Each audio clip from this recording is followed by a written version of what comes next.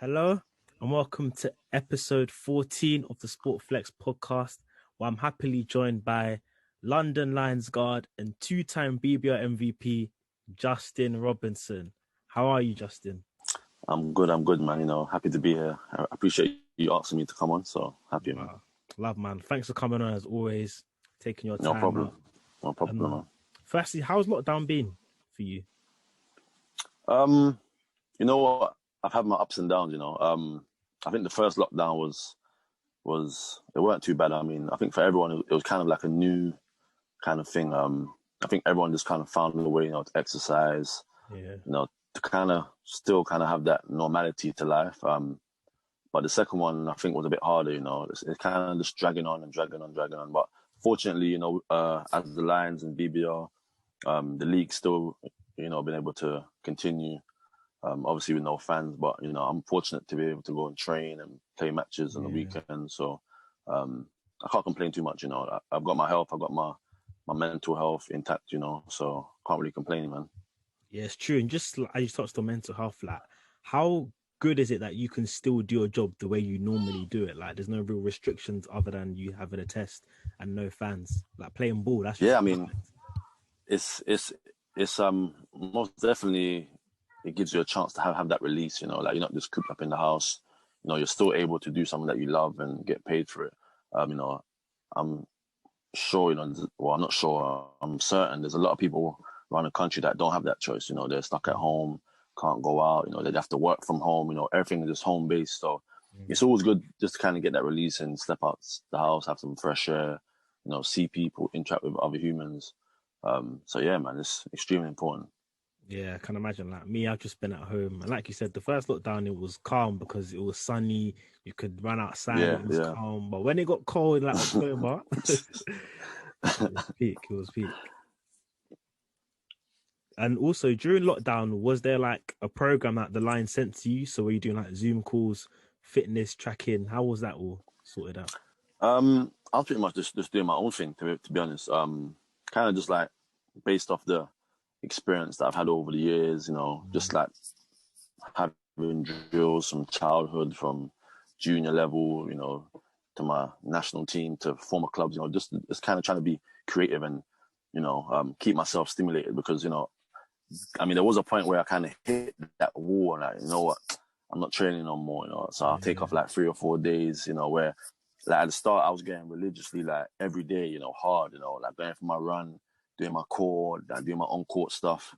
But then, like, there came that moment where I just hit a wall and just, stopped having motivation.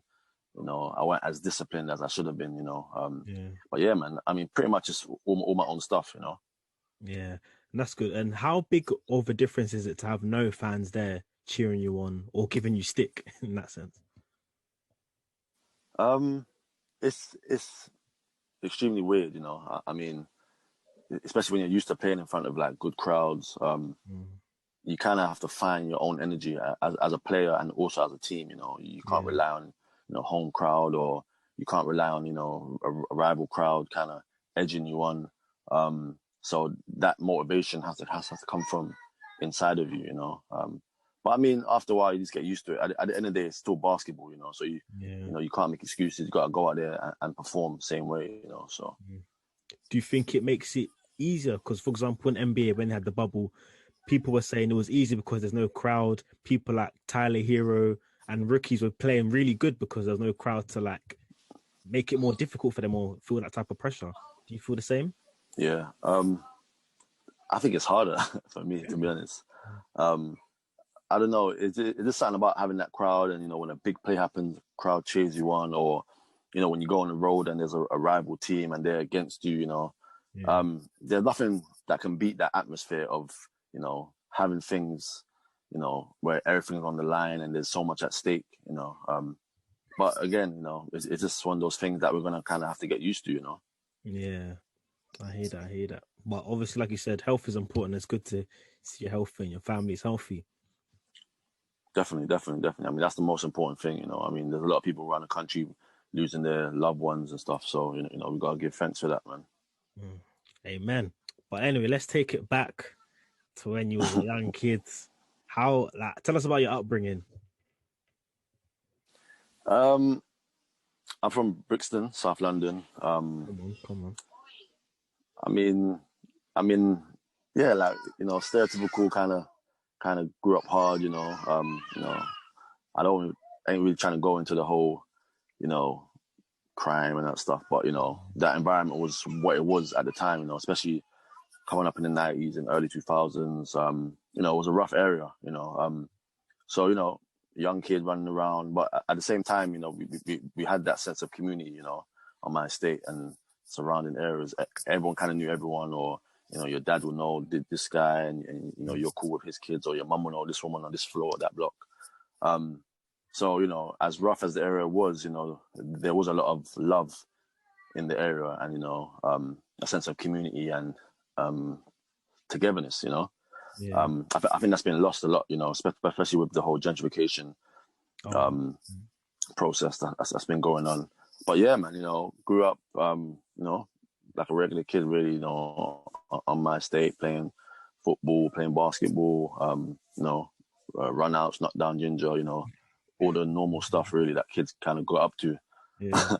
But yeah, and then I just kind of became that kid, with the basketball, like around the age of like 7 or 8, I just kind of picked it up. My brother bought me a Michael Jordan poster, and that kind of sparked everything. Yeah. So I kind of became known in the area, like, oh, Justin, we plays basketball. So I had my ball everywhere, going to the shop, going to friend's house, it just became a part of me, And then when I was like 8 or 9, I joined Brixton Topcats, which is like pretty much like 5-10 minutes down the road. I joined that team, and that kind of with Jim Rogers and Jabbar Kasim, that team, that family kind of became my family. It became that outlet, it became that avenue that I could use to kind of stay away from the crime or the violence. And it was something that kept me focused. It kind of gave me a purpose in life, something to strive for, where a lot of people, a lot of my friends, they didn't really have that opportunity. Like they were just so focused on living a certain life, whereas for me, I had to make sure that I had to tread lightly, because I had those dreams and those goals that I wanted to achieve. And people at Brixton Topcats, they had expectations for me, and for most of the youngers that had joined the team. So you wanted to make them proud. You wanted to make Jimmy proud. You wanted to get good GCSEs. You wanted to behave yourself. The last thing you wanted was Jim Rogers to hear something about you, from school or out on the road. So it kind of kept you on a straight and narrow. And I was just fortunate, to have that sense of community. Had lots of older women, or older men that were like, surrogate uncles, surrogate aunties, big sisters, big brothers. So yeah, man, that kind of became like a family or community in itself. It still is to this day. So. Yeah, and I was just gonna ask, do you think the Brixton Topcats like community feel helps you stay level-headed? Because we all know someone who was a sick basketball player or sick football player who just chose the wrong life, went the wrong way. How do you think you stayed on the straight and narrow path to where you got to today? It's funny you ask that, because I mean, like, when I think back to my childhood, like, I had so many opportunities to go the other way, but I think also I was fortunate to have good friends, because even though friends weren't doing what I was doing, they kind of saw my ability, they saw my talent, they saw how focused I was, and they made sure that, I stayed clear of any madness that was going on, like, yo, like, Jay, man, go training, like, what are you doing here with us? Go training, and there's some of, my closest friends to this day. But I think at Brixton, especially with Jimmy Rogers and Jabbar Kasim, those guys, they never let you get too high or too big-headed, I mean, they'll punish you in a second, and they held everyone accountable. So, I think that's kind of like the Brixton way, when you see Brixton play, you don't really see too much showboating and flashiness, we're just trying to get the job done. Yeah. And that's a testament to Jimmy Rogers, I mean, he's got this whole army, military mindset of training and, being hard on people. So I think that kind of kept us on the straight and narrow, and again, like I said, we wanted to, to get good grades or, do good in school for him and, like to make him happy too, as well as our own parents. Yeah. So when did it get to a point where one where you realized, right, I'm actually kind of sick at basketball. Like, I know I'm good, but like, I'm definitely not good. And like, when did you Yeah. really decide? Yeah, go on. No, go on, no. I was just gonna say, and when did you decide you wanted to pursue basketball like as a career? You know what? And again, I got to give thanks to Brixton Topcats because Brixton was always known to be sending kids to the States. Yeah. Like way before, like since the 80s and 90s. Kids Really? going to America, university. Yeah, I mean, like over almost 100 kids have been in America from Brixton Topcats. I mean, this dates back to like Andrew Bailey, Ronnie Baker. Like those guys back in the day. And even guys before those guys. But I used to always see older guys like leaving and coming back during like the summertime, coming back with American swag and like me, I'm like a curious kid, so I go up to them, ask them questions like, oh yeah, so how's America? How's high school? How's college? And they're just giving us the feedback on their experiences and when you see when they come back how much stronger they got, they got more athletic, their whole game's improved. As a child, you see that, like this is what I want to do. Yeah. So I'd probably say like by like 11 years old, I told myself, listen, I need to go to America. I need to get a scholarship. I need to go high school. I need to go Division 1 and try this NBA or Europe thing. So yeah, like around 11, and then I think around 12, I started kind of believing in myself because I think that was when I played my first under 18 game. Right. 11. Yeah, no, 12. And I never forget it was against Hackney White Heat back then with Joe White and Jimmy just kind of threw me in the fire. All these older guys, 17, 18, 15, 16, and I kind of just held my own. So after the game, I was like, right, like I can do this thing. So yeah, like probably around that age where I started, I put my head down and say, listen, I'm going to America and I ain't gonna let nothing stop me. I'm gonna make sure I get my GCSEs, make sure I don't get arrested or get in no madness of anyone else. So yeah, man. And also, did your parents like really support you in that sense? Because I'm sure like when you'll get to those sort of ages, it's like, no, you should focus on school. School's the way. Basketball's really hard to get into, especially being from the UK as well, even harder than football, for example. So Yeah. how was that conversation? You know what?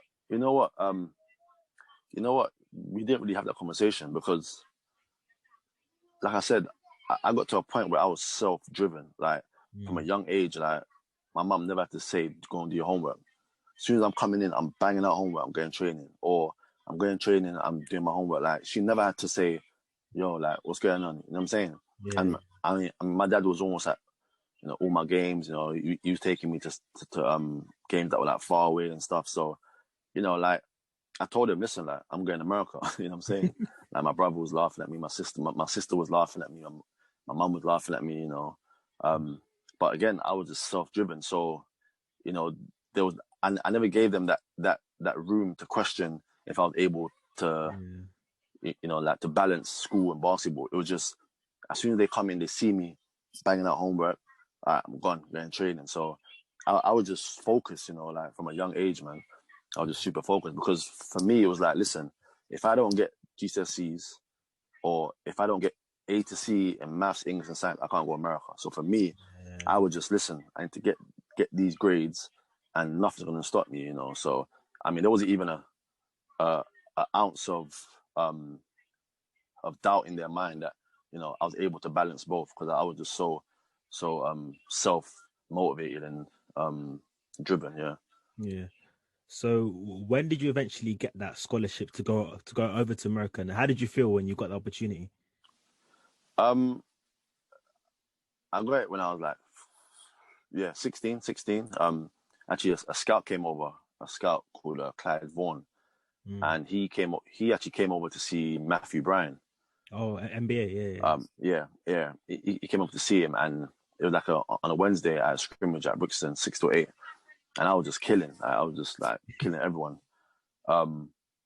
And Matthew's mum and I think his brother was there, and they were meeting with the scout, whatever. And Jimmy just burst into the meeting and just dragged me in, like yo, listen, I don't know what you got to do or what you got to say, but this kid here needs a scholarship. And it was kind of like awkward because it's like he just like intervene into their meeting, and kind of just like put pressure on the scout, but I mean, I'm forever grateful for him, for doing that. And then so like he pulled me in the meeting, like, listen, this kid needs a scholarship, blah blah blah blah blah. So originally I was supposed to go to the same school as Matthew, but I think Matthew got the last space into the school, so he found another school in Virginia, Notre Dame Academy, and that was kind of like a nightmare experience, to be honest. There was a lot of stuff that was wrong with the school situation, the living situation, but I was in America, so part one, you know what I'm saying. So yeah, man. So that was kind of how the process went of me getting a scholarship, really. I mean, if not for Jim Rogers, who knows? And just speak about, like, if you can speak about, like, the whole Notre Dame experience, like, what happened when you went there? Well, when I went there off the strength of a kid from Liverpool who Jimmy was close with, what's his name, David Aliu, and he went there, had an amazing experience. He went there, he stayed with a rich family, had an amazing experience. But I mean, when I went there, I was staying with the coach in like a trailer park. It was just a whole bunch of madness. Like, we'll have to have a whole nother segment of that experience. But it was just a nightmare, man, a complete nightmare. So I actually got out of that situation and ended up joining Matthew's school for like half a year.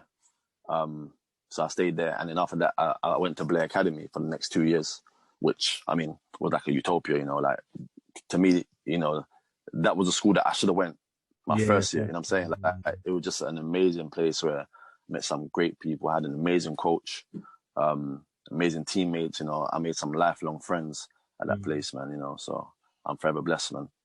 And also, when you've come to America now, I'm sure the standards increased massively.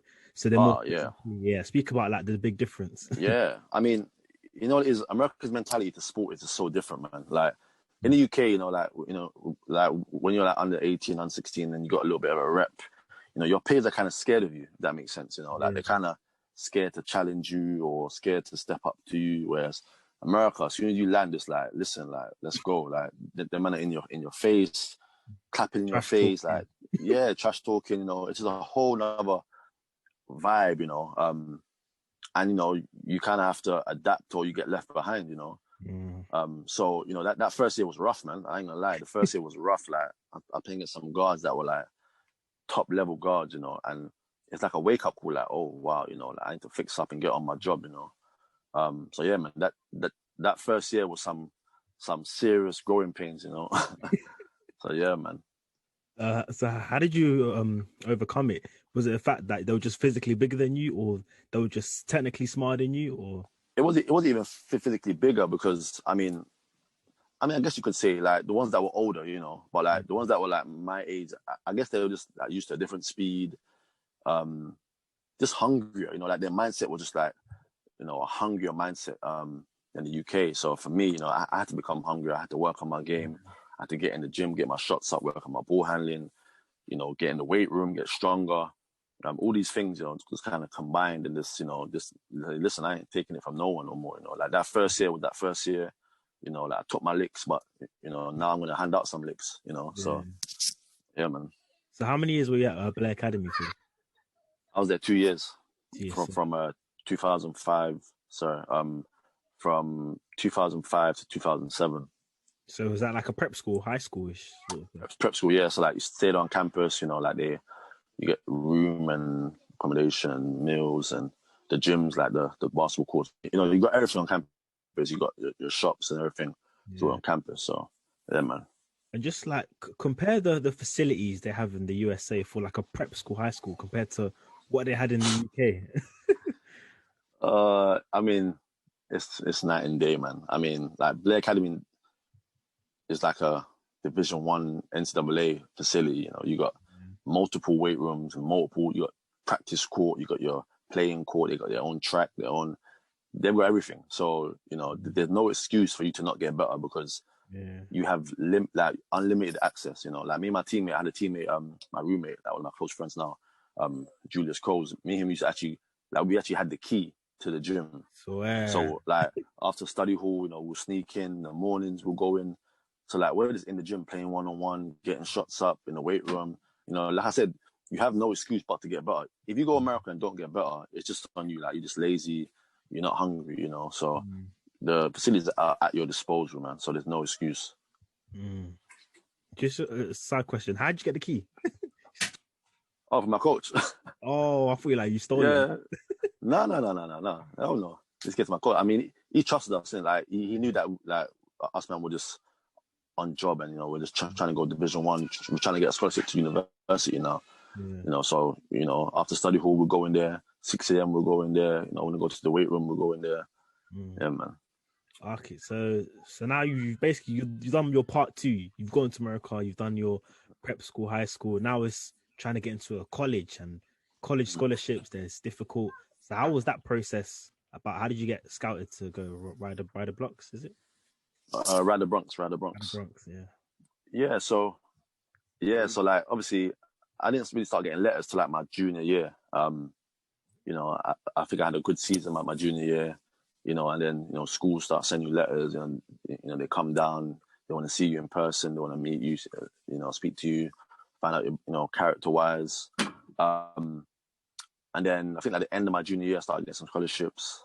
And then the start of my senior year, I think we had like a few tournaments. We had a tournament in New York and a tournament in New England, and I played really well, and there were some schools there. So like at the end of it, probably over 50 scholarships, like Division 1 scholarships, like all around the country, But then obviously, you got to narrow it down to like 3 schools. So my visit was I took 3 visits. I took Rider University, UMass, which is University of Massachusetts, and St. Louis. So I took all my visits. They take you to like the school's pep rally and midnight madness. They take you out 5-star hotels and stuff. They're trying to sweet you up. Yeah. Like at the end, I just chose Rider University. Like it was in state. It was in New Jersey where Blair Academy was. And sometimes for me it's better to be a big fish in a small pond. Like they told me I'll start right away. I'd have a chance to play big minutes, and I didn't have to sit behind someone or red shirt, stuff like that. So I just chose to stay in New Jersey. I got my family, got some family in New York, so I didn't want to kind of venture out to a whole new state and kind of have to start again. And so yeah, man. I mean, for me it worked out. It definitely worked out. So now you've come to Ryder Bronx. This is college ball, D1. This is a step before the NBA. Like, how are you feeling? You're like, rah, like a young kid from Brixton at this stage. Like, no one would thought you would have got there. How are you feeling? Trust me. I mean, it is like a surreal moment, because I mean, this is stuff that you see on TV, that you dream about as a kid. But again, that first year is a year for you to be taking your licks. It's another year for you to adjust. What I'm saying? But there were some moments where I had moments of like really good games where it kind of boosts your confidence, and then of course you have your games where you underperform, or you're playing against a more experienced guard. You might be a freshman and he's a senior. He's 4 years older than you, stronger than you. Mentally tougher than you, more experienced, more skilled. So yeah, that first year you got to take your licks, and you have to adapt and adjust. But it was great. I mean, we played some against NBA guys, against NBA prospects. So I mean, I'm saying I couldn't ask for anything more, man. Yeah, and just onto that, like, which type of players were you playing against, or who did you play with that are notable now in the NBA? What, my freshman year or overall? Overall, yeah. My teammate actually got drafted. He was a senior. Was actually the 12th pick in the draft. Jason Thompson. Yeah. He was center my freshman year. But like, tons of playing against guys, John Wall, Eric Bledsoe, that whole Kentucky team, DeAndre Liggins, Patrick Patterson, Michael Beasley. AD? Kentucky one? No. That was like 2 years before he got there. Oh. A bunch of guys, man. A bunch of NBA guys, man. I'm trying to think. Who else? I can't even think now, but a bunch of guys, man. A bunch of guys, like. So yeah, man. Could you tell that these were NBA level players, or Oh were yeah, you yeah, matching yeah. them on Oh court? no. Like, listen, man. Like, John Wall is the hardest guy I ever guarded. Like, there's some guys you just know are special, man.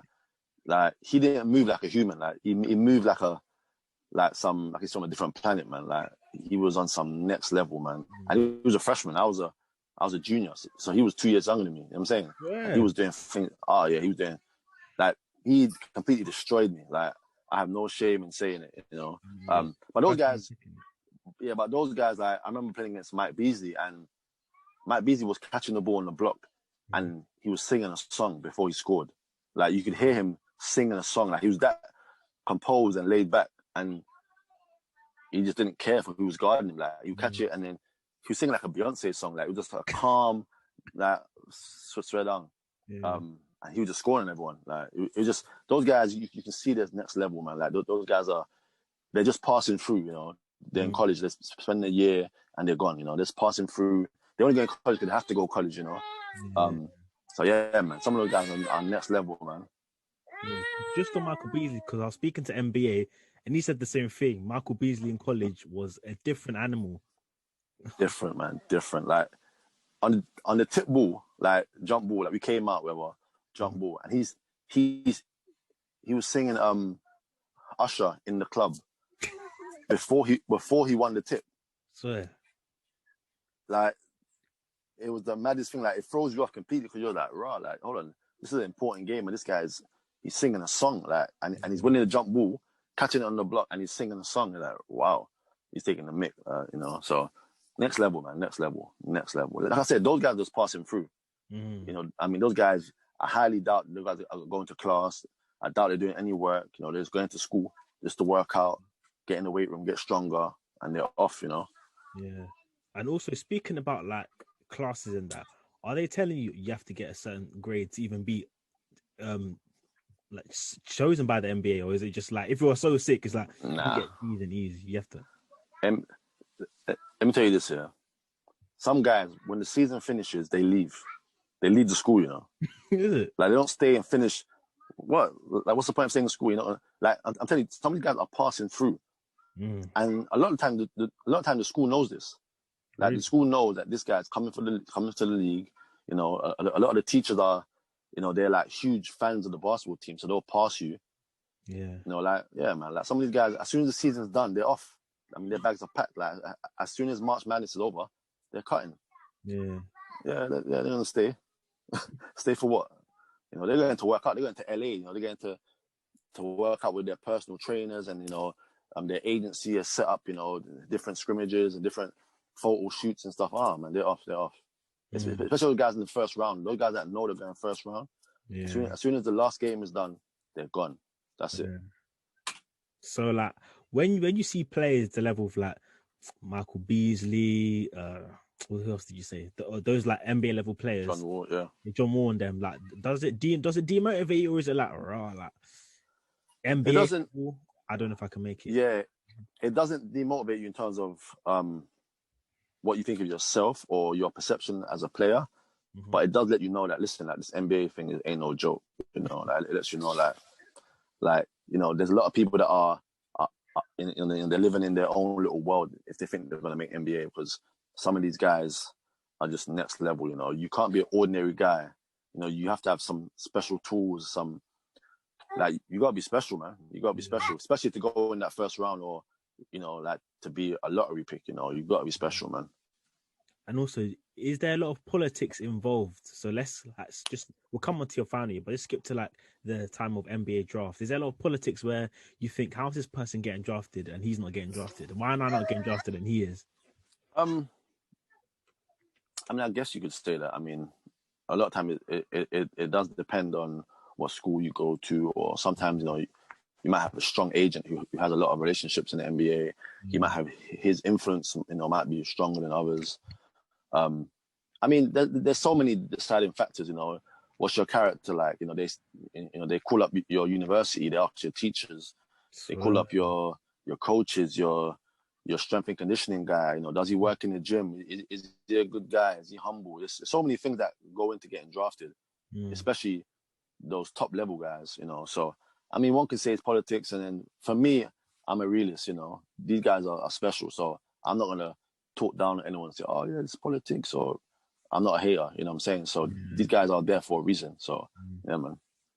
And also, just speak about your experience, because I see that you was the captain of the team in your senior year. Like, how was that experience? Yeah, man. I mean, college was a great experience. I mean, especially like on the floor. I mean, I got better each year. I got better each year from freshman to senior year. All of my scoring, assist, rebound percentages, they all increased at a steady rate. And by the time I was a senior year, I was all first team conference. I was a finalist to make player of the year. My team was in second place, and I was the most winningest player in the university's program. Yeah.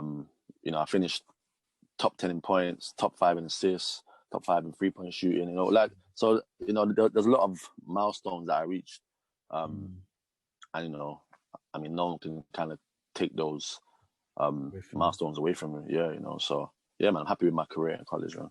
Yeah, and just on like college, was there a time where you think you could have done things better, or you think could have maybe got you to that maybe NBA level? There's sometimes where you kind of think, oh, maybe I should have went to a bigger school, Yeah, because I noticed like every time I played a big school, for the most part, I always played well. yeah, I mean, some people might say, oh, it's just one game, but I felt that I could play at that level, like a high major Division One. So sometimes you think, oh, I should have went to a bigger school, but at the same time, you go to a bigger school, you might not play. So you kind of gotta be realistic with yourself, And like I said, for me, it's better to be a big fish in a small pond where your coaches believe in you. Some schools you might go to your freshman year, don't perform, and they recruit over you, and you yeah. kind of get, you get lost in the mix. So I went to a school where they believed in me, they were patient with me, and they gave me time to improve and gave me a chance to keep getting better and better. So I mean, I don't regret my decision at all. Yeah. And off the court, how was life in America? Yeah, I mean, college is great. I mean, they treat you like a king. Um, everyone on campus, you're the quote unquote big man on campus. Um, you know, everyone comes to the game, so you're known around school. I mean, it's just a great atmosphere, man. It's just you're sort of in like a bubble. Like I say, everything's paid for, your meals, all your, basketball shoes, your equipment. You got unlimited access to facilities. Get on the court. You can use the shooting gun, use the weight room. It's just a great environment, and it's an environment like I said, you're extremely lazy and undisciplined if you don't improve in an environment like that. Because everything's at your disposal. Your diet is good. You got the weight room there. You got protein shakes. You got coaches there on hand. They're waiting to put you through drills and different type of exercises. So yeah, man, it's just a great atmosphere to get better. On the court and in the classroom. Yeah. Is there a lot of distractions at college, like parties, drinking? Yeah, I mean, but at the same time, I mean, I was lucky because I went to prep school, where prep schools is sort of, it prepares you for college. You're on campus. It teaches you to kind of structure your time. In prep school, we had study hall. We had all these things that were like kind of strict and how can I put it, like a rigid schedule. So by the time I got to university, I knew, I had to make sure my priorities were, straight before I did any partying or going here, going there. So I mean, at the end of the day, you're a quote unquote student athlete, but you're there to perform. Like you're there to perform for your school. That's the reason why they're giving you a scholarship. So, they always like harp on this. Yeah, student athlete, but really and truly, you're there as an athlete, and comes after. So. And what was the plan after college? So you've completed your senior year. Is it to play summer league, or is it to play in Europe? Like, how did you decide where you wanted to go after that? Yeah, I mean, obviously everyone's dream is the NBA, I mean, Yeah, but at the same time, you got to be realistic with yourself. I wasn't on anyone's draft board, you know what I'm saying? So, and I didn't take it personal, I just knew that, Europe was my avenue. So, I signed with an agent, an Italian agent who at the time was quite good. And he got me, a few offers here. I think I had an offer in Poland, Greece. And then I think I ended up taking the offer in Greece, which was, a high level, I mean, it still is a high level league. Some things kind of fell through, the team didn't have no money, weren't paying us in time. So I left that situation and kind of found a team of my own, in Cyprus. That team was originally after me before I signed in Greece, Okay. So I just got a taxi to the airport and bounced, man, and I joined the team in Cyprus and had an amazing year, the money was good, had a good year as a player, learned a lot. Nice country, everyone speaks English, so it wasn't that much of a transition. So yeah, man, it worked out. Yeah, and also, how are you like? You're in a new country, settling in. Was it like you said, everyone speaks English? There was no language barrier. It was all calm. Yeah, I mean, to be honest, I've been used to being by myself and, kind of walking into the unknown since I was 16. So, going to new places and having to adjust and to adapt was nothing new to me, And, some countries are harder than others, like I played in Ukraine and that was like the worst place that I played in, in terms of like a living standpoint and people and culture, the weather, no one spoke English, everyone spoke Russian. Just the whole vibe of the country was, it wasn't a desirable place to live, Yeah. But yeah, I mean, like some countries are more desirable than others, like I played 3 seasons in Greece and that was amazing, amazing people, amazing weather, food, culture, just the whole vibe, it's a really happy country, Yeah, I mean, played in Hungary, that wasn't a bad place to play. I think the only place that I, struggled with was Ukraine. That was the only place where I kind of felt unsafe or, experienced some racism, stuff like that. So yeah, man. For the most part, playing in Europe was a positive experience for me. Can't really complain, man. Yeah, and also speaking like obviously Ukraine, it's a bit of an unstable country as well with like all the Russia invasion season. Listen, man. Like the year after I left, so I played there. The year after is when they had that whole shooting and civil war and people getting snipers on the building and stuff like that. I mean, that was happening right where I lived. You know what I'm saying? So when I got out in time, man. You know what I'm saying? Yeah, you got it, man. Lucky. Trust me, bro. Also, what like you said, Greece. You enjoy Greece. What's the most difficult league you played in while you was abroad? What, from like a talent standpoint? Yeah. Well, it's weird because each year I got older, more experienced, and better as a player. So when I was in Ukraine, that was my second year out of college.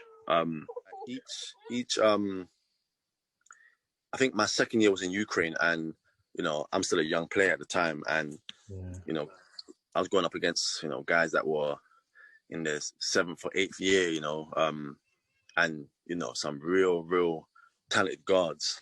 So that was a tough year, but I mean I still had a good year, like from an individual standpoint. The team didn't do too well, but I think that was more from like a point guard to point guard matchup. But when I was in Greece, I think Greece is where like I learned the most as a player. Yeah.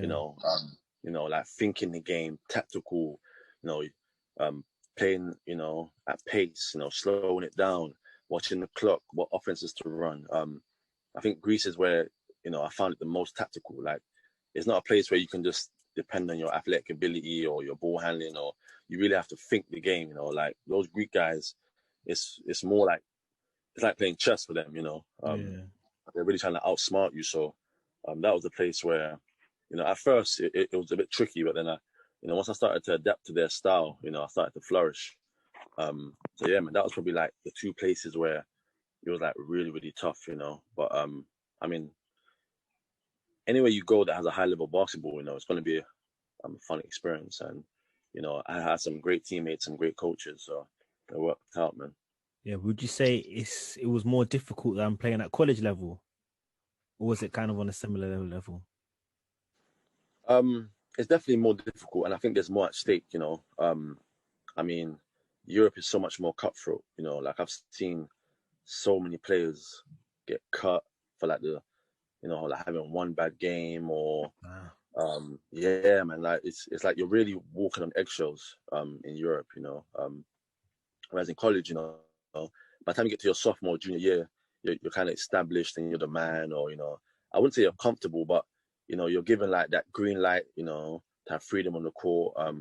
Whereas in Europe, you can't mess up, you can't be late, you can't get in trouble off the floor. Like there's so much more at stake, and you're making money, so they're holding you to a higher standard, and they treat you as a grown man, which you are. yeah. So yeah, man, Europe is most definitely harder, most definitely. And on a like a personal sort of level, was it difficult like moving from different country to different country with regards to like if you had a family at that time, with regards Yeah, to bringing yeah, the kids over, settling them in schools? yeah. I mean, obviously, like I said, I'm used to moving around since the age of 16, going to America, changing schools and all this stuff. But I think America, you kind of know what you're getting. Everyone kind of speaks English. You can communicate. You got your friends. Whereas in Europe, each year is a new start. You go into a new team, a new culture, a new league. Everything just changes year to year. And I think for me, especially when my son was born, and then when my girlfriend was pregnant with my daughter, that's where I started to kind of think like, okay, like now it's time to kind of set up shop and have a base Mm, somewhere. Ideally, you know where I'm from, which is London. yeah. So that's why I kind of just came back to the BBL, because all this moving around year to year, and then like you said, if you got young kids, you got nursery, you got school. It's just too much. I mean, Mm, unless you're making big, big, big, crazy money, then yeah. yeah. But if you can come back and make close to what you was making in Europe, then it makes sense to come back. Yeah, and just on that, like you came back to obviously London in 2017. What was behind the move? Like, so how did that move come around, and how did you feel being back, like where you grew up? Yeah. Like I said, like when my son was already born, he was one, and my daughter was due to be born that year. So for me, I kind of had the mindset, okay, like it's time to come back to the BBL. But then, luckily, Vince reached out. Yeah. Vince McCauley from London Lions reached out. And actually, the year before that, when I was still in Europe, Leicester Riders had reached out, but Okay. we couldn't come to an agreement. And at the same time, yeah, it's UK, but it's not London. So in a way, you're still not home. Like you got to travel down, commute. You can't see your family on a regular basis. So when Vince reached out and we sat down, we came to an agreement. Things just kind of made sense. And him being a former Brixton Topcats guy, he's kind of under Jimmy Rogers. Mm. It was an easy decision. Um, and yeah, so came back. I was a bit uneasy coming back, because I think growing up, for me and for a lot of young kids, there was this stigma about the BBL, like, oh no, Yeah.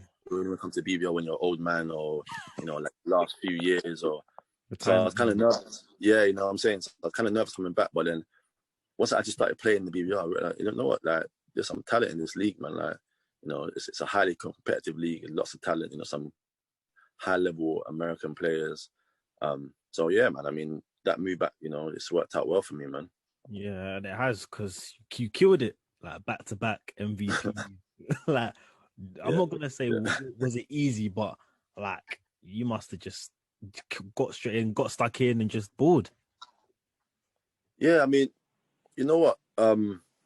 And people think like I'm faking it when I say this. Like, it never really meant much to be honest. Like, it didn't really mean anything to me, because for me, is I'm just gonna do what I do and just be Mm. myself. So if that, if me being myself, the coaches around the league, if they vote for me and they believe that I was MVP, then I'm highly appreciative of that. Yeah, Um, but for me, it was never about the individual stuff. I just came and I wanted, London Lions to be, recognized and be a competitive team. So I mm. think in my first year, I think me coming back and having good stats and us finishing second place, I think that kind of like took everyone by surprise, you know.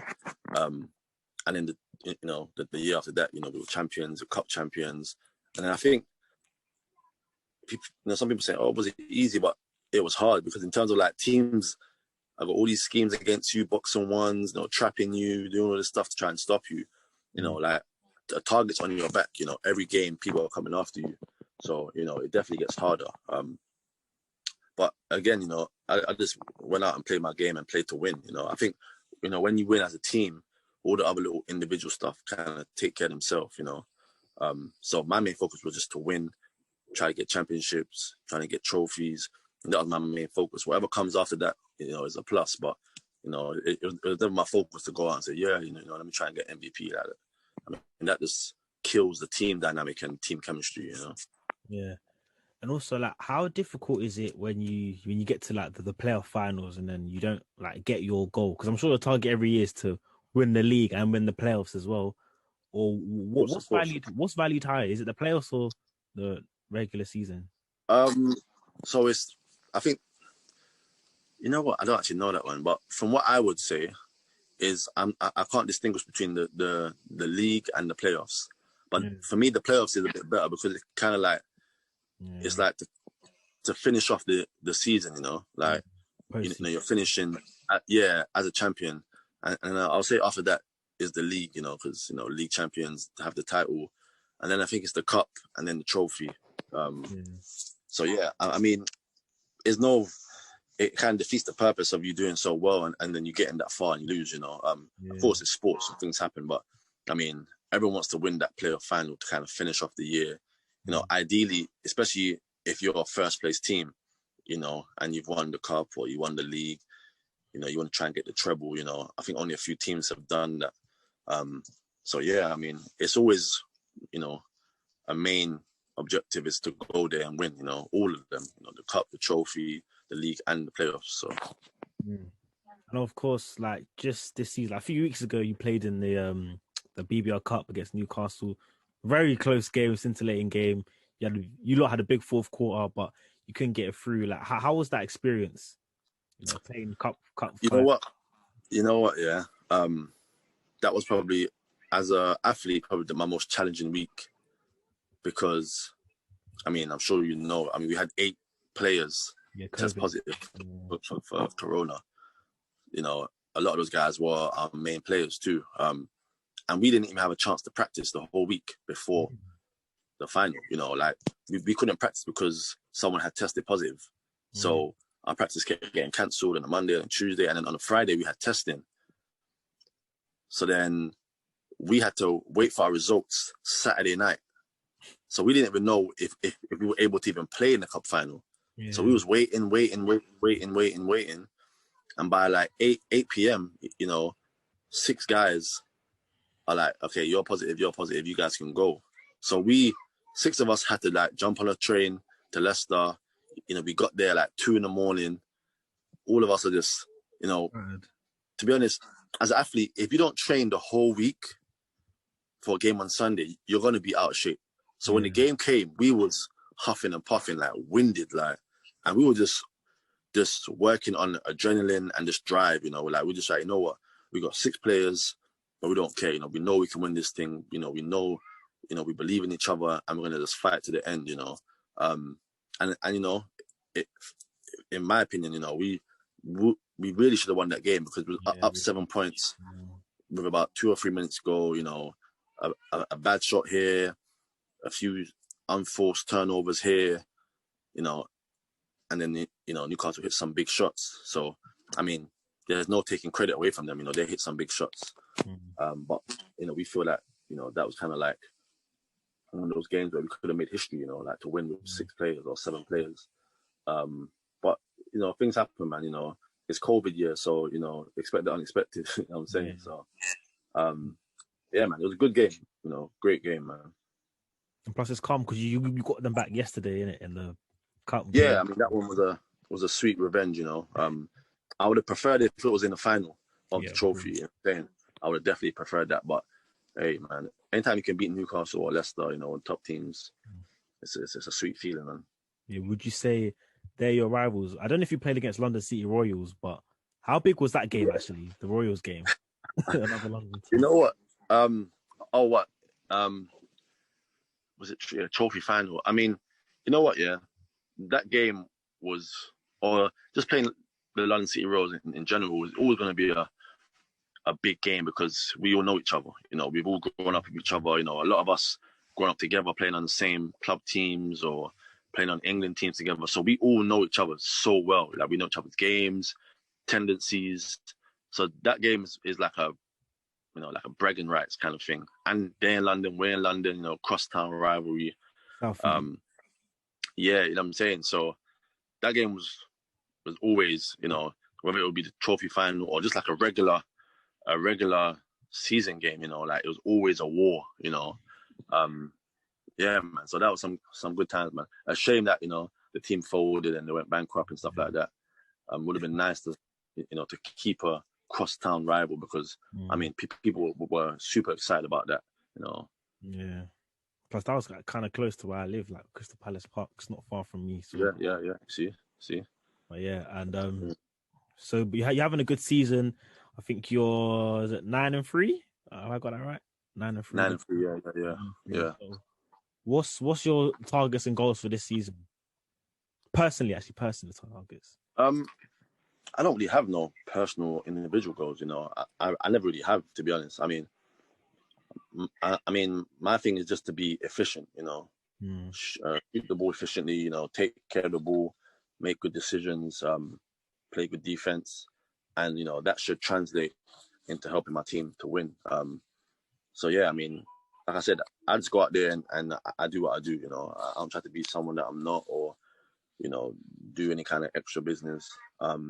As a team, you know, we're just trying to win as many games. You know, we're trying to win the league, we're trying to win the trophy, and then you know, hopefully we get to the playoff final and we're trying to win that. You know, so now, you know, every game counts because you know at the top, you know, it's going to be us, Leicester, or Newcastle. You know, most likely us and Leicester. You know, so every game right now, you know, is tough, and we're going to get everyone's shot. So far, you know, everyone is like hyped to play London Lions.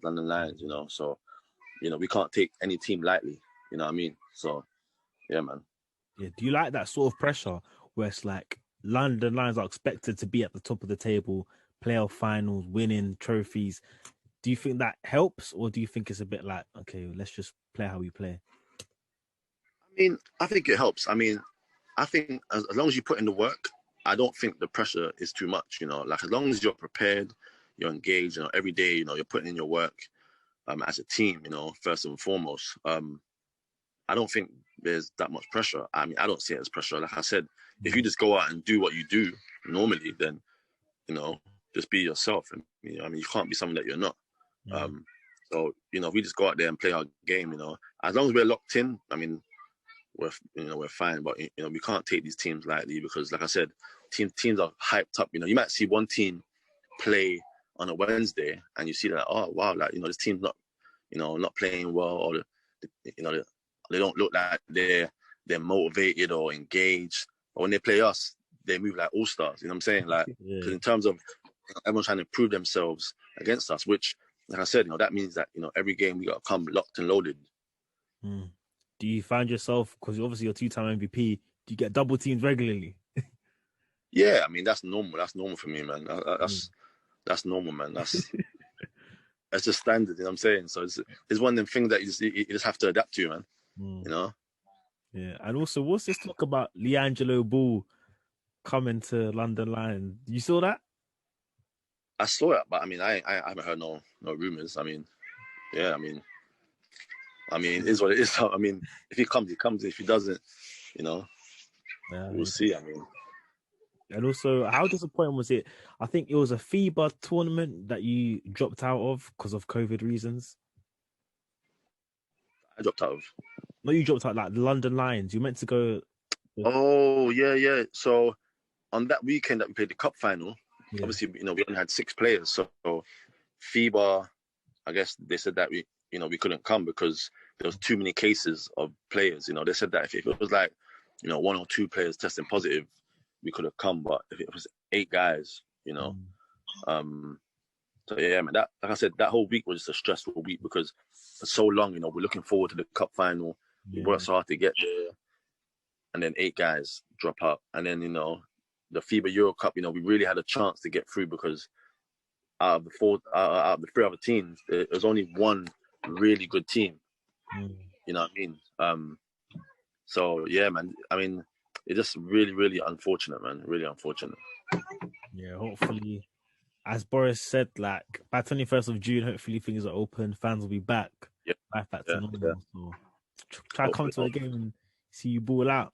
Yeah, man. You know what I'm saying? Let me know. I'll try to get some tickets if I hook you up, you know. 100. Just let me know, man. Yeah, but let's move on to the quiz. You ready? Yeah, I'm ready, man.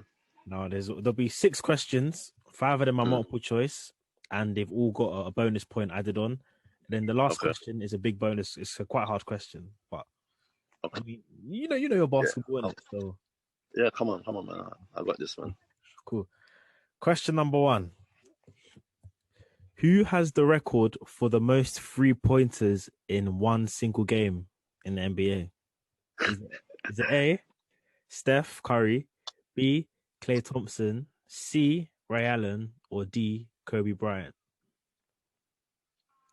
So Steph, Klay, Ray Allen, or Kobe? Record for most 3-pointers in one game. I feel like Kobe had it, and then I think that Steph broke it. I'm trying to think. No, let me go with Klay Thompson, man. Klay, final answer? Yeah. Correct. See, correct. I remember he had that game where he went crazy, man. Yeah. He had that game, yeah. Chicago, yeah. And also, for the bonus point, how many 3-pointers did he make? It was 11, I think. Not 10, 11? Final answer? Say 11. Close. It was 14. 14 threes. Yeah, against Chicago. Mad. Jeez. Cool. Question number 2. Out of the 4 names I'm about to name, who has the most points per game this season so far? What, like the average? Yeah, the average. So like 30.2 and stuff like that. Is it A, Trae Young, B, Jokic, C, Tatum, or D, LeBron? So Trae, Jokic, Tatum, or LeBron? It's Jokic. Jokic, no? Is that your final answer? Hold on. It's between Trae Young and Jokic. I know that. Jokic.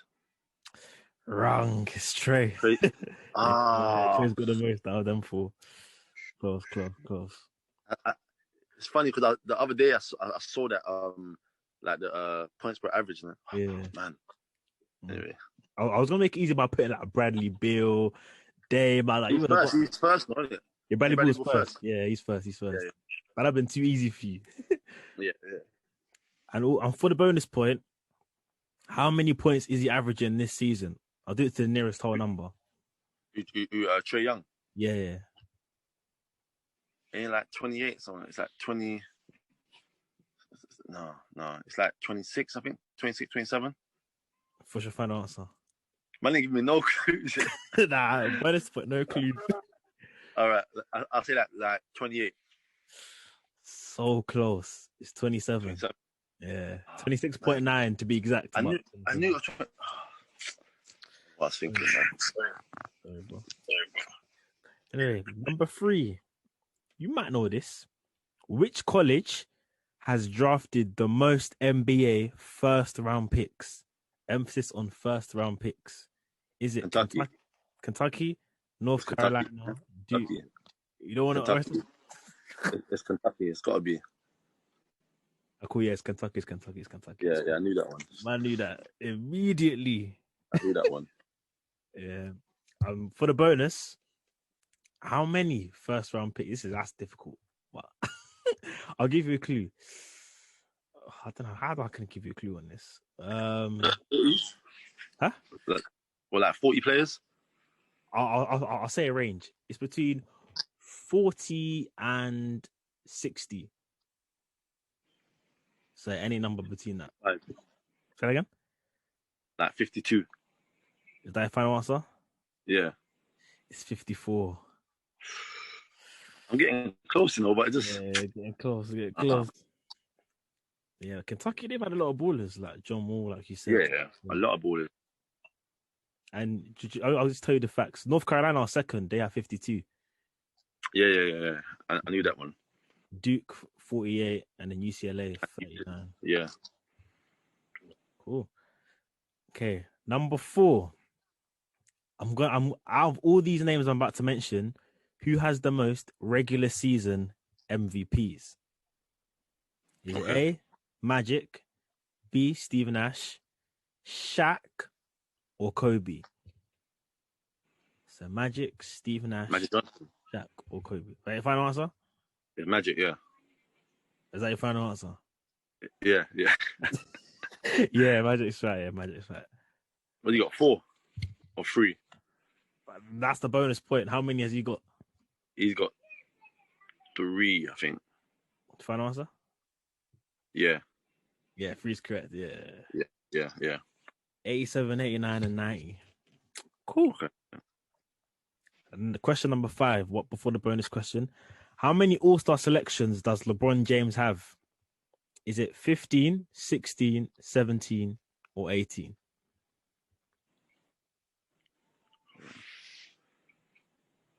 Like how many games, how many All-Star games has he played in? But yeah, basically, yeah.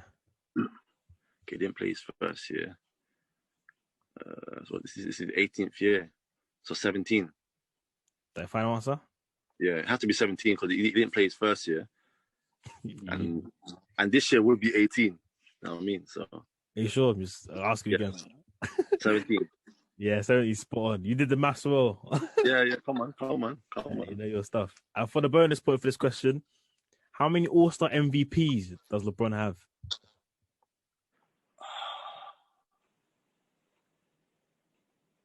I say 2. Final answer?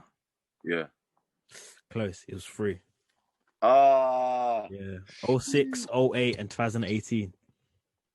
Okay. Man. Cool. Number 6. This is quite difficult. Well, might be. You're gonna name me all the finals MVPs from 2000 to 2010. You ain't doing the last 10 years. That's too easy. Hold on. 2000 to 2010. Yeah.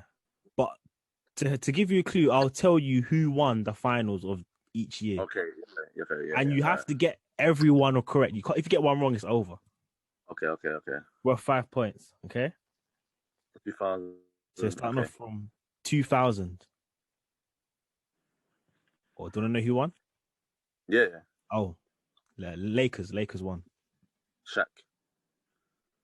Okay. Shaq. 2001. Lakers won again. Shaq.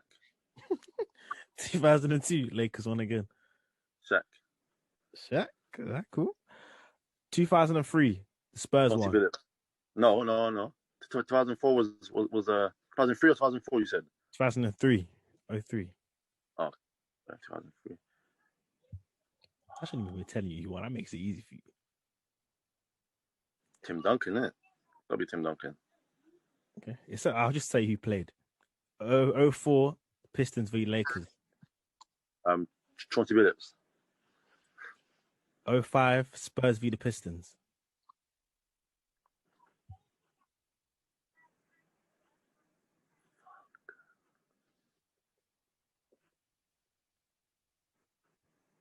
Tim Duncan. Okay. Tony Parker. That one. 06 Heat versus the Mavs. Dwayne Wade. 07 Spurs v Cleveland. Tony Parker. 08 Celtics v the Lakers. Paul Pierce. 09 Lakers v Orlando. Kobe. And 010 Lakers Celtics. Kobe. I know I got the Spurs one, man. Okay, you've completed them all. Do you want to know how you did? Yeah. You got them all correct. Well done. Yeah, you got that one. The '05 is Duncan. It wasn't Parker, was you right? '07. Oh, 07, yeah, yeah. Because in my head, I'm thinking Duncan was getting older, innit? So, Mm. like, Tony Parker, he kind of took over that series. I remember, man. That's all right. Whew. Yeah, cool. That's good. You got your 5 bonus points. So altogether, you get 5, 6, 7, 8, 9, 10 out of 15. That's good, man. That's good. Good, solid score. What's the previous scores like? I need to know where I stand. Oh, NBA, he got 13 still. 13, Yeah. bro. These questions were easy though. That's the thing. I gave him easy question. I won't lie. Yeah, okay, yeah. So it's Ed not Luke, equal. It's not equal. It's not a level playing field then. I mean, the things I don't know who knows what it is. I'm thinking, yeah, it's Yeah, difficult. Yeah. but you gotta give us all the same questions then. If that's the case. Or no, I can't give the same. Just because people watch it and then they know it. I have to give different Yeah, questions. true. Yeah, yeah, yeah. I guess you gotta mix it up in it. Yeah, it's Yeah, true. I think Ed Lucas he did got like 8 or something. But I need to Oh, I'll okay. get leaderboard up in it. But Yeah, overall, yeah. NBA is the Sure. highest. I think this is the second highest someone's ever got for basketball Okay. anyway. Actually, Daniel Okay. Dozy he did bad as well from Bristol. He was, but So he's bad. Huh? Well, yeah, the bad score you said. Yeah, but then I gave him quite hard questions. I was asking him, name me all of LeBron's coaches from his rookie year to now. Oh, jeez. That, man. You know what I mean? It's because he said he was LeBron's biggest fan. And I was like, okay, prove it. Well, yeah. You know, that's academies for gifted athletes or some kids that are from disadvantaged backgrounds are helped by the government, to kind of push forward their sporting abilities. It has to start from grassroots. The second one is the people at the top of the BBL or Basketball England or GB. It has to be people that know what they're doing. I feel like there's a lot of these things are a lot of these CEOs and people that are in charge. It's kind of like a boys' club. This one steps down and he just hires his friend. His friend might have been in volleyball, and they put him as CEO basketball. And this have no sense of reality of what basketball needs in this country. So that's a major problem. You need to put people in place that know the sport, that people can trust, those that have attachments to the ground, to local teams. I mean, why is there no one from? I mean, let's say example, someone like Andrew Sullivan. Why is he not involved in GB basketball, up at the top? Making decisions. I mean, he knows. There's a list of other guys. Luau Deng. Why is he not involved? Why is he not someone that is called upon? To make decisions and to help get investments and funding. Putman Sabonsu, all these high major guys that have kind of been left out. Because these old guys know better. A lot of them have never even played basketball. Yeah. So, there's that disconnect from what is real and, people at the top that kind of just have a warped sense of reality. So, yeah, I mean, to me, those are the main things. And then there needs to be investments into the BBL, into teams. And there's got to be promotion and marketing. It's got to be accessible, It can't only just be Sky, It's got to be on all kind of channels, all walks of life have to be able to watch games, Games should be free on YouTube, free on TV, I'm not saying some games can't be on Sky Sports, but the games, the more people that see it, the better. The sport grows. You get more fans, you get more coverage, you get more exposure. So all these things, need to happen. Cool. Oh, I just clocked. I haven't been recording since you come back. I'm crying, fam. But I saw the red thing though. Is it? No, it was paused, didn't it? So I just seen in my left hand corner. Oh, sorry about that. Boy. That's annoying. We can pick another time then. Yeah, like we just basically the London Lions and the quiz again. That's about it. All right, yeah, that's fine. Yeah, and another time. Apologies, that's poor for me. No, come on, that happens, man. But yeah. How important was Jimmy Rogers in your like development and for basketball? Um, well, Jimmy was everything, you know. I mean, as a young boy, I used to think, you know, like, why is this man being so hard on me, man? Why is he so hard on us? Why is he making us run, or why is he punishing us, or um, but there was a method behind the madness, you know. He was preparing us for the real world, you know, young black boys, you know, coming from low income, you know, families and disadvantaged backgrounds. He knows that society, you know, is going to be extra hard on us, you know, and they're going to doubt us, you know, and they're going to write us off, you know. So he just like molded us and trained us, you know. So we were just so mentally tough that we could just get through anything, you know. And I think like it's funny because a lot of the time his voice is in my head, you know, if things get hard and like I could be going through something, his voice is like speaking to me, you know what I'm saying? And for me, you know, and not only me, like a lot of people at Brixton Topcats, you know, Jimmy was more than a coach, you know. He was like a father figure, he was an advisor, he was a friend, he was a mentor. And you know, the older I got, the closer we got, you know, because he started treating me as a man instead of one of his players and one of his boys, you know. Yeah. So the older I got, you know, we became more as peers and, you know, friends. I'd go to his house, you know, chill, we watch NBA, we talk college, you know. So yeah, like, I mean, it's even hard for me to even speak about him without even getting emotional, you know what I'm saying? Yeah. So yeah, man, Jimmy was everything, man. You know, I told a lot of people like he saved my life, you know what I'm saying? So yeah, man, it's kind of hard to put into words, but you know, a special human being, man, special human being for sure. Yeah, big up Jimmy Rogers. Trust me, rest in peace, man. Yeah. What's the most intense arena you played at during college? Ooh. That would have to be Kentucky, my junior year. It was so loud that you couldn't hear the ball bounce. Bro. Yeah. It was like, you know, like you're calling out plays and your team can't really hear you. Like it was mad. And like 25,000 people packed straight blue. That's what you're seeing is blue, where you know, like proper like a NBA arena. You know, fireworks to start the game off. You know, flats. You know, you had those screens in the middle. Like it's just a mad place to play, man. Mad place to play, and like an historic place because you know Rupp Arena is like one of the most historic arenas in college basketball.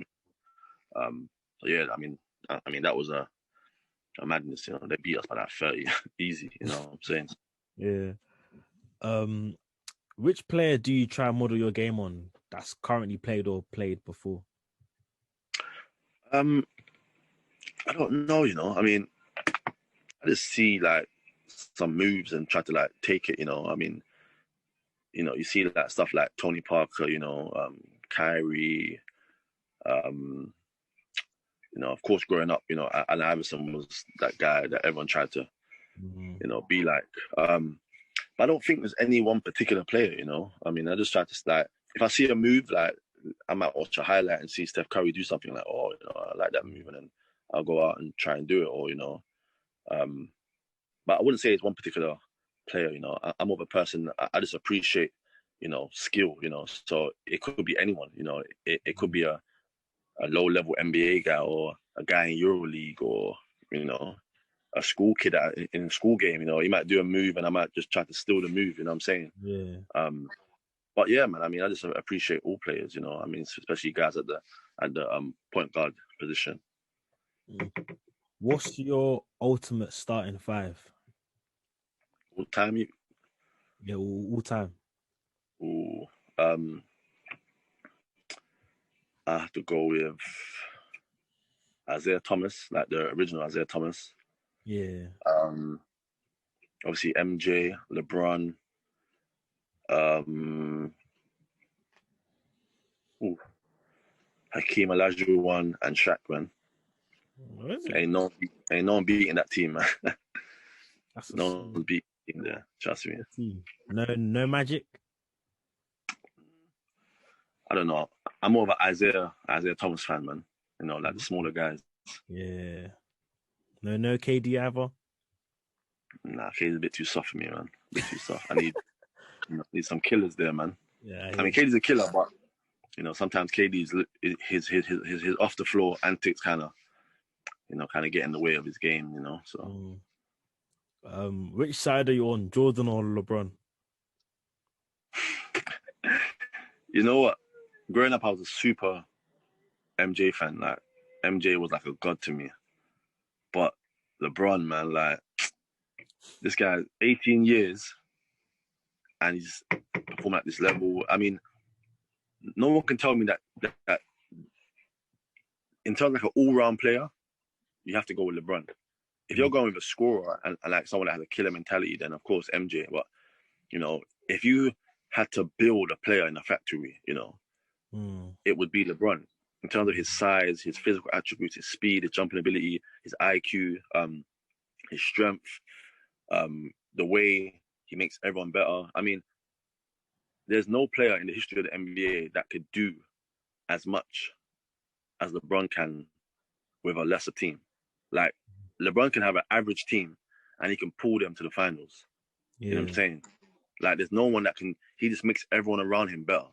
He just lifts the whole level of everyone. He puts confidence in his team. Like he passes the ball when guys are open, he hits them. Whereas Michael Jordan, I mean, we all know what kind of character he is, to his teammates. So, yeah, man, I have to go with LeBron, man. I have to go with LeBron.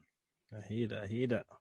What's your biggest achievement so far in basketball for yourself? I guess the MVPs, I guess, from an individual standpoint. But for me, I'd say like, winning the league and winning the cup, I mean, that was my first piece of silverware as a professional. You know what I mean? So, and then of course it was the first time that the London Lions had won the league, and the first time they won the cup in like 13 years. So, yeah, man, that was a special year for us. If you wasn't a baller, what do you think you'd be doing? I'd probably be something involving kids, like kids that are maybe involved in gangs or, coming from a tough home life, like a social worker, life coach. And that would kind of, like youth work, social worker, life coach, mentor, down that kind of lane. Okay, interesting. What's your pre-game routine? What gets you pumped? I don't have one, I really don't. I mean, you see me, I'm a simple guy, man. Like, I don't have no rituals or like any particular songs. I just come out, go through my little shooting routine. One thing I got to do is I have to stretch before the team stretches. So I'll do my own little stretch, then the team stretch. I've always done that for years. It's just something that I've always done. Okay, I got a good question. You have 10 attempts from half court to make the shot. If you get 2 out of 10, you get 40 million. However, if you don't get 2, you go to jail for 40 years. No way. In the shot. I'm not involved at all. I'm not involved. Nah, 40 years. Yeah. Not even 5, 40, 5? Oh, no, 5 years. 40 years. 40? No way. So I get out as a... No way. No way. 40 million, you're 40 million richer if you make it. Nope. And if you go to jail, then what? I mean, that's the... So what are you telling me? You telling me what? You take that chance, yeah? I personally... Nah, half court's too far for me. But you're a pro ball. Half court shots they're normal. Listen, a half court shot, yeah. It's not easy, It's not easy, man. 40 years? Not even 5 or 10. Man saying 40, boy. No way. Okay. 10 years. Would you do it? In the can. Do I get out on good behavior then? No, 10 straight years. No early release, no decap, straight in. Nah, man. 10 shots is not enough, man. Even 20 shots is not enough, to be honest. I mean, listen, man, you can have a bad shooting day and the ball go in and out. The ball goes in and out. It hits the back rim or... Yeah. Nah. If it's a 3-pointer, if you're telling me 3-pointers, like make like 5 out of 10, then yeah, I'm saying we can move forward. But half court, no way. Okay, how about 8 out of 10? What, from 3? Yeah. Ooh. And I win how much? 40 mil? Yeah. Or Nah. 8 out of 10's too high, man. Okay, how about 12 shots? 12 shots, 8 out of 12. Yeah, I'll do that. You go for it. I'll do that. Yeah, I'll go for that. Cool. Okay, you still go for it, but the stakes are high. I'll go for it. Even with 10 years on the line in jail. Yeah, 10 years, yeah. What? And what, 40 mil? Or 40 mil, not and 40. Oh, yeah. Oh, yeah, I'm going for that. Hell yeah. Okay. Fair enough. Okay. Are you someone that takes the last shot or you kick it out to the open man? Are you the closer? It depends. I have been a closer, but there's also been times where, I have to make the right play. If you got 2 people on you or you're driving and someone's open, you got to trust in your teammate. Obviously it depends who you're passing to. If you're passing to a non-shooter, then it's kind of the wrong decision. But it depends, man. I mean, ideally, you want to take the last shot. Obviously, I trust myself more than anyone, but at the same time, like I said, you got to make the right decision for the team. Yeah. I could take the last shot and it's a bad shot, whereas there's someone that is capable when they're open. So it's not about who gets the glory or whatever. It's about just getting the win. So no matter how you do it or who does it, just get it done. I guess, like, say it was a case that you were the undoubtedly best player. Everyone looks to you to make the shot, but you're getting triple teamed. Are you still gonna go for it because you're the best player? You have to kick it out, man. You have to. Kicking out. You have to, man. That's a no-brainer, man. That's the criticism LeBron James gets, in it. Like, he's the one when he makes the right basketball play, but he doesn't take the last shot. It's like, why are you gonna put that in someone else's hands? I understand, because LeBron's more of a pass-first guy anyway. But if I was 6'8", 260 pounds, I'm not passing nothing. You know what I'm saying? I'm going through everyone, bro, and just driving. You know what I mean? I'm 6'2". He's a 6'8", 6'9" freak of nature. So if he chooses to go to the basket, no one's going to stop him. That's true. So there's levels, man. Cool. Would you rather be a great player with a trash legacy or a good player but no one remembers you? Great player with a trash legacy. Yes. What do you mean by trash legacy? So, like, you're known for bad stuff like gambling, drugs. That's what everyone remembers you for. You're great, like, but you did drugs, you fell off. Or you're a good player, but everyone just forgets you. It's like, right, did he play for us? Oh yeah, he was good. You don't get recognized in any stuff. It depends on my quality of life after, innit? I mean, if I've got my money and I'm nice, who cares who remembers me? I don't care. True. I mean, I got my family, I got my health, I'm financially stable, but if I had a great career and I'm gambling, I'm drinking, I'm doing drugs, and then who knows? After I'm done playing, I'm in rehab, and you know what I'm saying? It all depends on my quality of life after. If no one remembers me, that's fine. I mean, even better if no one remembers me. You know what I'm saying? I can live my life in peace. Yeah. So. Okay. Who's the most inspirational person in your life, and what's the best advice they gave to you?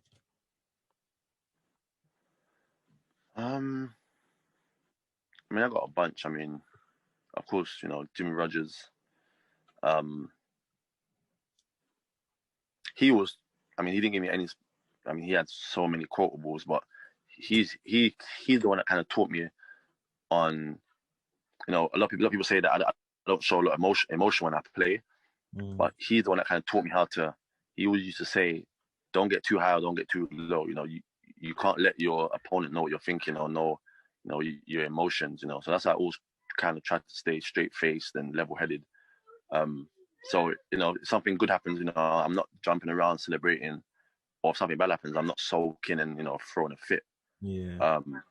So that was one of the main things that I kind of take that and I apply it to life. Can't let things get you too high or low. Of course, we're all human and we've got emotions, but there's a way to handle things and a way to express yourself. and the time and the place also. Okay, cool, interesting. What's that the top 3 attributes someone needs to become a professional basketball player? IQ. And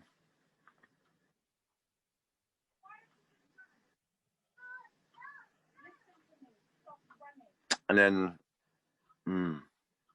athletic ability, and then either shooting or ball handling. Like you have to be able to handle the ball or shoot the ball. But I think IQ is very important and underrated. Of course, you need the athletic ability to defend and get past people, and then you do need some level of skill to to be able to shoot or to make passes and stuff like that.